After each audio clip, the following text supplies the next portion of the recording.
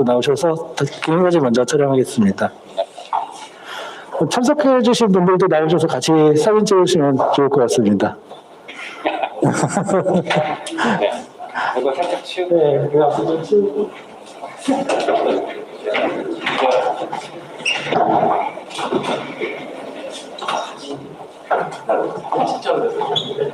이게 중간에 가버리니까 안 찍으세요.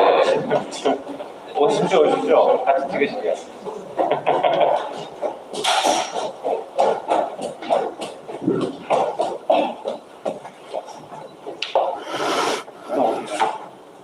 이쪽으로. 빨리 이쪽으로 쓰시면. 네, 너무 지금 그쪽으로 치우쳐 있어.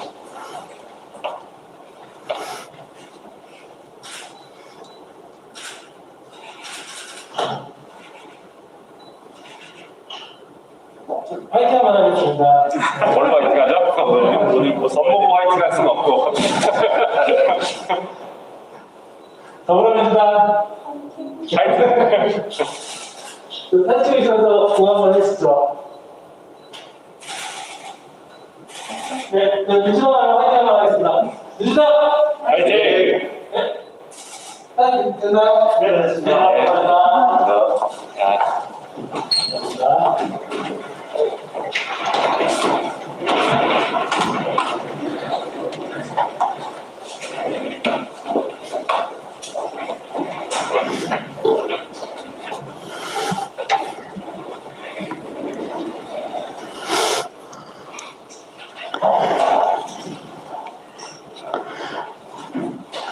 네, 그럼 지금부터 국회 공동상의 토론에서 주관하는 법무부 권한남용의 문제점에 대한 토론회를 시작하겠습니다. 저는 오늘 토론회 서열을 맡은 김영민 의원실의 은혜의 보좌관입니다. 반갑습니다. 바쁘신 가운데도 토론회에 참여해주신 모든 분께 진심으로 감사드립니다. 고민으로는 시간 관계상 생략하도록 하겠습니다. 본행사에 앞서 오늘 토론회를 준비해주신 주최자를 먼저 소개해드리겠습니다. 먼저 이번 토론회 주최를 자장을 맡아주신 더불어민주당 남양주병 김영민 의원님 소개해드립니다. 네, 안녕하십니까. 이어서 오늘 행사를 공동으로 주최하고 함께해 주신 분들을 소개해드리겠습니다. 강민정 의원님 참석하셨습니다. 최강욱 의원님 참석하셨습니다. 추후에 의원님들 오시는 대로 또 소개해드리도록 하겠습니다. 이어서 오늘 발제의 토론회에 참여하시는 분들 소개해드리겠습니다. 먼저 법무법인 유례사 양승봉 변호사님 오셨습니다. 이어서 민변의 검경개혁수의 위원장을 맡고 계시는 이창민 변호사님 오셨습니다.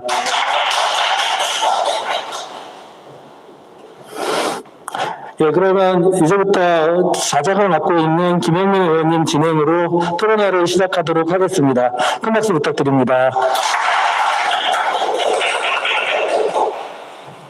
네, 조금 늦게 시작하게 돼서 먼저 양해 말씀드리겠습니다. 그래서 저희 의원님들이 아직 다 안 오셨는데요. 말씀 들어보니까 지금 장경태 의원이 후원금이 부족하다고 하는데 늦게 오시는 분들은 후원금을 꼭 쏘실 수 있도록 벌칙을 드리도록 하겠습니다. 네, 오늘은 저희 국회 공정사회 포럼의 연속 세미나 중에서 법무부의 권한남용의 문제점과 관련해서 좀 짚어보는 시간을 가질 예정입니다. 원래는 한 2가지 정도 주제로 발제를 하고 토론을 할 생각이었습니다. 법무부 고위공직자 인사검증의 문제점과 그다음에 윤석열 당시 검찰총장의 징계 취소 사건에서의 권한남용 행위, 그러니까 변호사 교체하는 등의 그 문제점들을 지적하는 이 2가지가 주제였고 토론으로 진행될 예정이었는데, 아시는 것처럼 이번 주 들어서서 법무부가 검찰청법에 대한 시행령을 마음대로 지금 개정을 해서 검찰청법 위반하는 행위들을 과감하게 하고 있습니다. 그래서 여기에 대해서 긴급하게 발제를 좀 추가했습니다. 그래서 이 발제는 제가 하는 것으로 하고요. 앞서 두 발제는 그 옆에 계신 두 분의 발제자분들께서 해주시겠습니다. 먼저 이제 첫 번째로 그 법무부의 고위공직자 인사검증에 대한 발제를 하고, 그 다음에 징계 취소 사건을 하고, 제일 마지막에 그 검찰청법 시행령에 대해서 발제를 하도록 하겠습니다. 이창민 변호사님이 발제를 해주시겠는데요.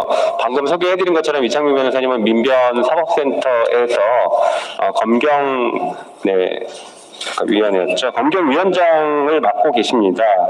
그래서 누구보다도 검경개혁수위원장을 맡고 계신데 누구보다도 이 문제에 대해서 깊이 있고 또 활발한 활동을 하고 계셔서 오늘 이 문제점에 대해서 좋은 말씀을 주실 것 같습니다. 한편 최근에 민변에서도 이 고위공직자 인사검증의 문제점에 대해서는 성명을 발표한 바가 있었고 목소리를 낸 적이 있기 때문에 오늘은 거기에 대해서 조금 더 구체적으로 듣는 시간이 될 것 같습니다.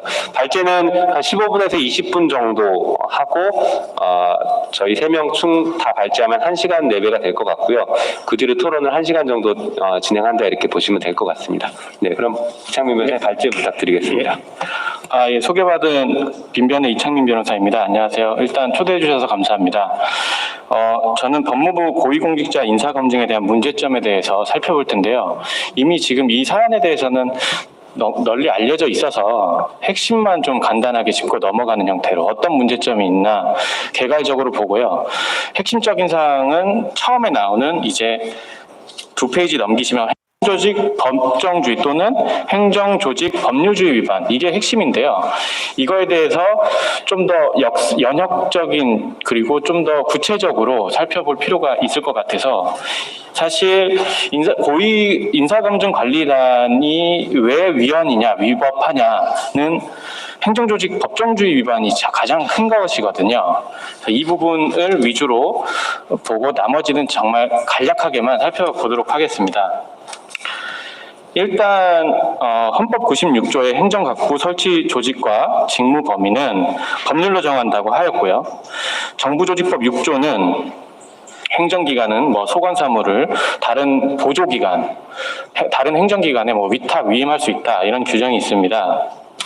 자, 그러면 인사정보관리단이 왜 기초한 유진호 박사가 재헌헌법 제75조에 행정각부의 조직과 직무 범위는 법률로서 정한다 하고 이 정부조직법으로 본조에 의하여 행정각부의 조직과 직무 범위는 정부조직법에 규정되어 있다고 설명하였는데요. 그 설명에서 행정각부의 소속기관, 지방행정기관도 그것이 국가의 의사를 결정하여 국민에게 명령 또는 강제, 기본권을 침해할 여지가 있는 경우에는 본조 정신 존중해서 그를 설치할 때는 반드시 법률의 근거가 있어야 된다고 설명하였습니다. 이게 유진호 박사가 설명한 것을 그냥 읽은 거고요.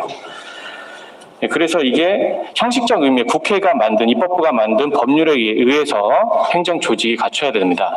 그러면 의문이 생길 텐데요. 헌법 95조에 따라서 위임할 수 있지 않냐? 정부조직법 6조에 의해서 인사검증 관리에 대해서 다른 부서에 위탁 위임할 수 있지 않느냐? 예, 맞습니다. 위임 위탁할 수 있습니다. 다만 여기서 두 가지가 나뉘는데요. 그러면 법무부의 소관 사무에 있어서 인사 또는 인사 검증에 대한 소관 사무가 없다. 첫 번째 논거고요. 두 번째 논거가 더 강력한데요. 두 번째 논거는 핵심적인 사항, 즉 조직 법률 유보, 제도 법률 유보 헌법상 요구로 말미암아서 해당 조직에 관련한 중요한 사항만큼은 위탁 위임할 수 없습니다. 즉 인사 내지 인사 검증은 상당히 중요한 것이기 때문에 어디다가 함부로 창설할 수 없는 거죠, 기구를. 그래서 학자들은 어떻게 말하냐면요. 특히 이제 고려대 로스쿨의 김선택 교수님께서 하신 말씀은 이러한 조직에 관련된 중요한 사항에 해당하는 것이 무엇인가? 그럼 뭐가 핵심이냐, 코어냐? 판별하는 기준은 첫째 국민의 기본권에 관련된 영역, 그리고 공동체에 원칙적으로 중요하거나 기본적인 규범에 관한 영역, 기본권 관련 규범 관련 영역은 함부로 위임 위탁할 수 없습니다. 이게 행정조직 법률주의 내지 행정조직 법정주의 위반해서 지금 인사정보관리단을 만든 것이고요.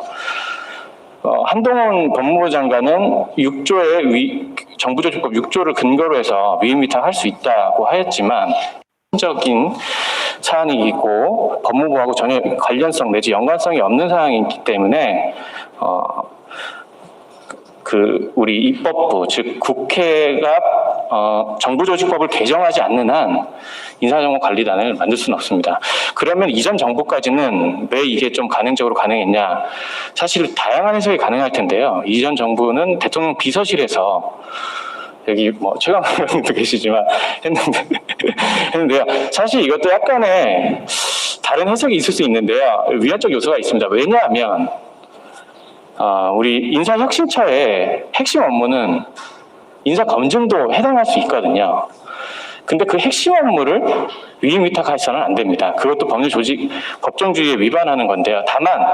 다만 이전 정부까지는 이게 왜 가능했냐면 고위공직자에 대한 최종 인사권은 대통령입니다. 즉 인사권자가 인사검증을 할 수 있기 때문에 이렇게 넘어갔던 거죠. 다만 이것도 위헌 여지는 있습니다. 근데 지금은 생뚱맞게 법무부 산하에 인사정보관리단을 설치하는 것은 전혀 행정조직 법률주의에 완전 위반되는 것이고요.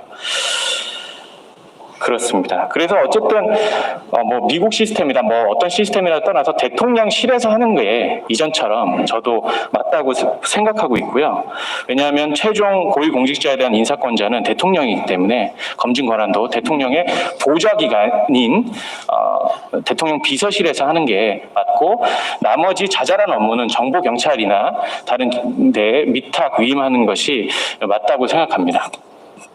그래서 어쨌건 결론은 인사정보관리단의 가장 핵심적인 문제점은 행정조직 법정주의 또는 행정조직 법률주의 위반이고요. 그 다음에 이제 사법부 독립성을 침해할 수 있다는 여지가 있습니다. 이건 잘 알려진 건데요. 대법관 후보 추천위원회에 법무부 장관이 당연직 위원이기 때문에 법무부 장관은 대법관 추천도 하고 인사 검증도 모두 관여하는 것이 되는 것인데요. 이는 삼권 분립에 어긋나는 취지고요. 그 다음에 법무부 장관 자신이 추천한 인물에 대해서는 느슨한 검증을 할 수 있고 자신이 추천하지 않은 인물에 대해서는 엄격한 검증을 할 수 있다. 엄격한 잣대를 들이댈 수 있다. 충분히 이런 우려가 있을 수 있습니다. 그 다음에 공수처 독립성 침해도 있고요. 이전 정부까지는 고위공직자 범죄수사처장 후보 추천위원회, 공수처장 후보 추천위원회 당연직 위원인데요. 법무부 장관도. 이전 정권은 제가 이제 볼 때는 제가 직접 하지는 않았지만 잘 하신 게 관여하지 않았습니다. 공수처의 검사 임용에 관해서도 대통령실에서 관여하지 않았고 국회에서 위주로 움직였다는 것으로 제가 알고 있는데요. 지금 현 정부의 법무부 산하의 이 검증 기능이 있다면 공수처의 독립성도 흔들릴 수 있는 여지가 있습니다. 그 다음에 보면 이것도 많이 알려진 내용인데요. 인사정보의 전용 1,2인데요. 우리 형사소송법상 검사는 범죄에 혐의가 있다고 사료하는 때는 범죄 사실과 증거를 수사한다. 즉 검사는 혐의점을 포착하면 수사해야 됩니다. 지금 현행법은. 근데 공직자 인사정보가 당연히 수사에 활용될 수 있겠죠. 왜냐하면 인사정보관리단에 검사들이 있고 그걸로 첩보로 활용될 수 있고 근데 이제 법무부 장관께서 차이니즈 월이라든지 어떠한 차단막을 했고 내부 규정이 있다는 취지로 말씀을 하셨는데요. 그런 내부 규정으로 갖고 국회가 만든 형식적인 법률인 형사소송법에 위반해서는 할 수 없습니다. 즉 그게 특별법도 아니고요. 최하위 법령 또는 내부 준칙 내지 규칙을 가지고 법에 우선한다 이런 취지로 말한 것 같아서 저는 좀 설득력이 없다고 봤습니다. 그 다음에 인사정보의 전용 두 번째 보시면 경찰법이 지금 작년에 전면적으로 개정이 됐는데요. 이 법은 경찰청장은 경찰의 수사에 관해서 개별 사건 수사에 관해서는 구체적으로 지휘 감독할 수 없어요. 국가수사본부장은. 근데 이 원칙이 제일 윗선인 경찰청장과 국가수사본부장만 규율하고 있고요. 밑에 하부 내부 준칙이나 규칙을 들여다보면 시도경찰청장은 경찰서에서 수사 중인 사건을 지휘할 필요성이 있다고 하면 지휘할 수 있습니다. 그리고 소속 상관에게 경찰관은 수사 혐의, 어떤 혐의가 있다면 보고할 의무가 있습니다. 즉 이 말은 뭐냐면 시도청장이나 관서장 이하 직급에서는 행정경찰이 수사에 관여할 수 있는 구조입니다. 그래서 정보경찰이 인사정보 관련해서 수집한 정보나 첩보가 인사정보가 수사에 활용될 수 있는 여지가 있는 것입니다. 그 다음에 이제 이것은 체계적인 문제인데요. 정부 조직 체계의 무력화를 들 수 있겠는데요. 법무부는 헌법기관도 아니고요. 헌법에 명시된 근거가 있는 기관이 아니고요. 정부 조직법상 법률에 근거가 있는 기관인데요. 그보다 상위 기관인 국무총리나 독립기관인 공수처, 대등한 기관인 다른 행정각부의 장에 대한 인사검증을 법무부 장관이 하게 되어 있습니다. 이 또한 정부 체계 자체를 무시한 숙고되지 않는, 숙의되지 않는 그 조직을 만든 거라고 저는 생각하고 있습니다. 그 다음에 인사검증 업무가 전문성이 있냐, 법무부가 왜 해야 되냐에 대해서는 이미 또 많이 알려져 있는데요.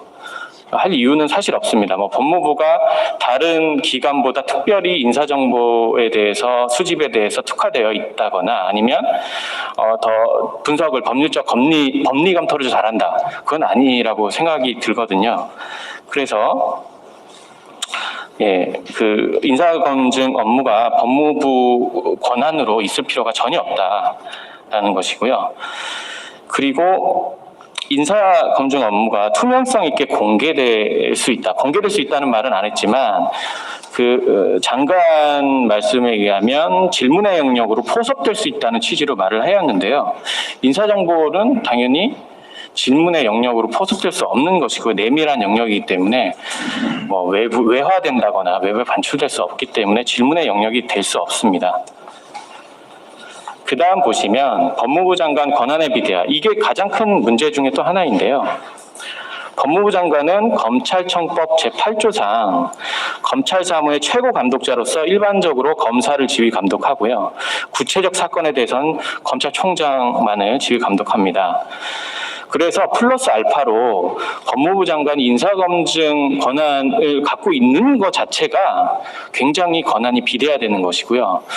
1차적이든 2차적이든 종국적이든 중간에 어떠한 보고를 받던 간에 인사 관련된 일을 한다는 것 자체가 인사검증 권한이 법무부 장관에게 있기 때문에 다른 행정각부의 장이나 대법관 후보 자들이나 법무부 장관의 눈치를 볼 수밖에 없는 환경적 제도적 구조를 만든다는 그 자체가 사실 문제입니다. 그런데 국회 법사위 전체 회의에서 2022년 7월 28일 제가 이제 이거는 영상으로 본 것인데요. 법무부 장관 권한의 비대화가 우려된다라고 문매를 맞으니 법무부 장관께서 어떤 말씀을 하시냐면 제 입장에선 짐과 책무에 가깝지 어떤 면에서 권한이나 권력이 된다는지 대해서는 이해하기 어렵다라고 취지로 말하는데요. 이것도 문제입니다. 별다른 권한이 아니라고 한다면 이것도 틀린 말이고 별다른 권한이 아닌 게 아니죠. 엄청난 권한인데요.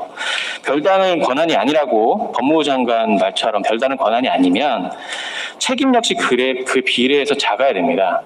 즉 전혀 거의 책임이 없어야 되죠. 인사 검증 권한에 대해서. 그런데 법무부 장관의 발언에 의하면 권한은 작은데 책임은 크다는 취지로 좀 해석을 할 수 있을 것 같아요. 즉 권한과 책임 불일치가 발생하는 거죠. 이는 대통령과 대통령 비서실의 인사검증 실패에 대해서 책임을 법무부 장관한테 전가하는 일종의 꼬리 자르기 이른바라고 볼 수도 있겠습니다.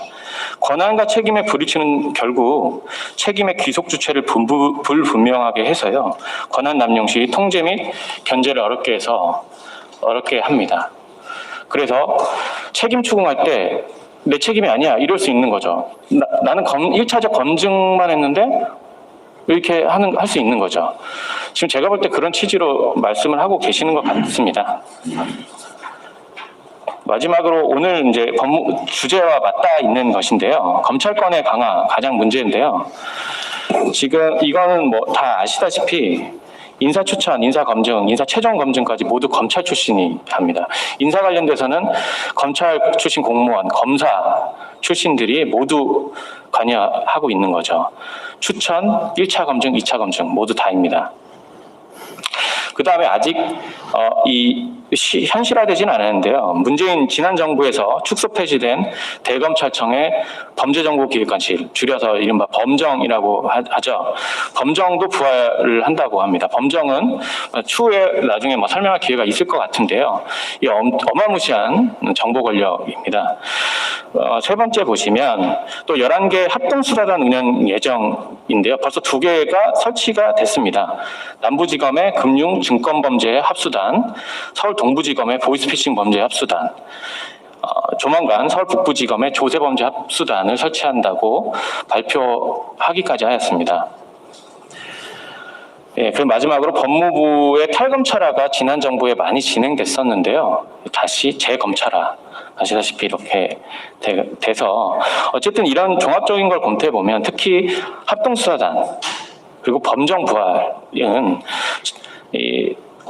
정보 기능, 검찰의 정보 기능이 확대돼서 검찰이 정보 기능, 지금 얼마 전에 또 발표했죠. 직접 수사를 거의 환원했죠. 직접 수사 개시를 할 수 있는 범위를 시행령으로 또 확대하였는데요. 정보 기능 확대, 직접 수사 범위 확대, 기소권, 뭐 인사 검증까지죠. 지금 제가 발표하는 주제인. 그래서 이 네 가지가 있으면 네 가지가 한 곳에 모이게 되는 구조인데 상당히 위험합니다. 권한이 너무 비대해져서요. 법무부의 권한이 너무 비대해져서 일종의 좀 과격하게 말하면 좀 거의 독재에 가까울 수 있다. 왜냐하면 정보 수사 기소 재판이 따로 분리돼야지 견제와 균형을 맞출 수 있을 텐데요. 그런 것을 전혀 고려하지 않고 인사정보관리단까지 설치한 형국이 되었습니다. 인사검증제도 개선 방안은 여기 여러 국회의원님들이 계시니까 제가 드릴 말씀은 사실 없고요.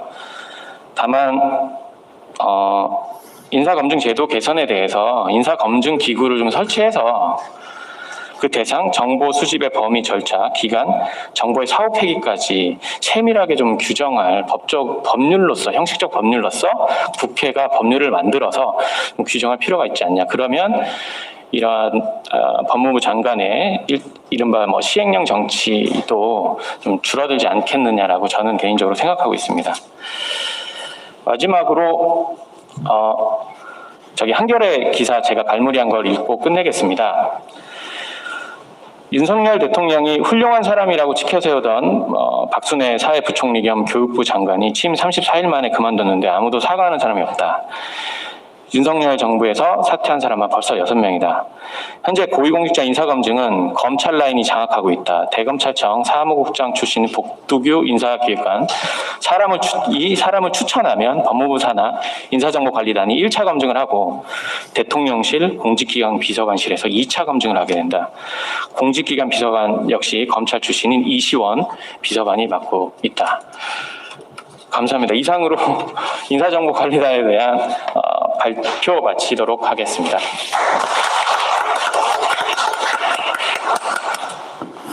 예, 이정현 변호사님 수고하셨습니다. 발표하시는 사이에 광주 광산구 의회 민영도 의원님